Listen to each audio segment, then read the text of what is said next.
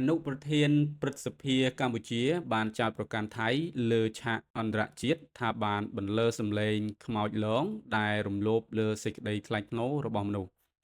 នៅថ្ងៃទី21ខែតុលាលោកអ៊ូចបូរិនអនុប្រធានទី2នៃព្រឹទ្ធសភានិងជាតំណាងរដ្ឋសភាកម្ពុជាបានថ្លែងសន្ទរកថានៅក្នុងកំឡុងពេល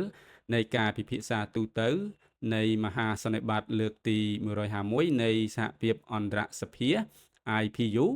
នៅមជ្ឈមណ្ឌលសន្តិសិទ្ធិអន្តរជាតិក្នុងទីក្រុងហ្សឺណែវប្រទេសស្វីសដែលក្នុងនោះលោកបានលើកឡើងអំពីចំនួនរវាងកម្ពុជានិងថៃ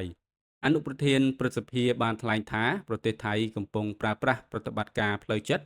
ដោយការចាក់ផ្សាយសម្លេងឮខ្លាំងៗនិងសម្លេងស្រួចៗនៅក្នុងពេលយប់ដែលបណ្ដាលឲ្យប្រជាជន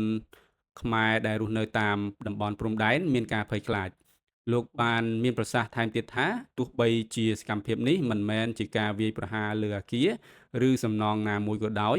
ក៏វាជាការរំលោភលើសេចក្តីថ្លៃថ្នូររបស់មនុស្សនិងជាការរំលោភលើនុសញ្ញាអន្តរជាតិមួយចំនួនជាពិសេស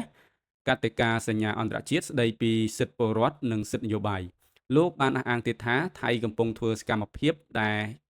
ជាឯកតោភាគីដើម្បីដាក់ចេញបទបញ្ញត្តិផ្សេងៗដោយអះអាងថាទាំងនេះគឺជាសកម្មភាពដែលបានធ្វើឡើងនៅក្នុងប្រទេសរបស់ខ្លួនតាមទស្សនៈរបស់លោកប្រាវិតរាជាណាព្រុកក្នុងនាមជាជនជាតិថៃខ្ញុំមានអារម្មណ៍ថាខ្មាស់អៀនដែលជនជាតិថៃភាគច្រើនបានគិតថាសម្លេងខ្មោចឬខ្លាំងៗនេះគឺជារឿងដែលអាចទទួលយកបានជនជាតិថៃទាំងអស់កំពុងតែបាត់បង់ស្មារតីនៃការគួរសមដោយត្រូវបានគ្របដណ្ដប់ដោយឥទ្ធិពលនៃជាតិនិយមជ្រុលងងឹតងងុល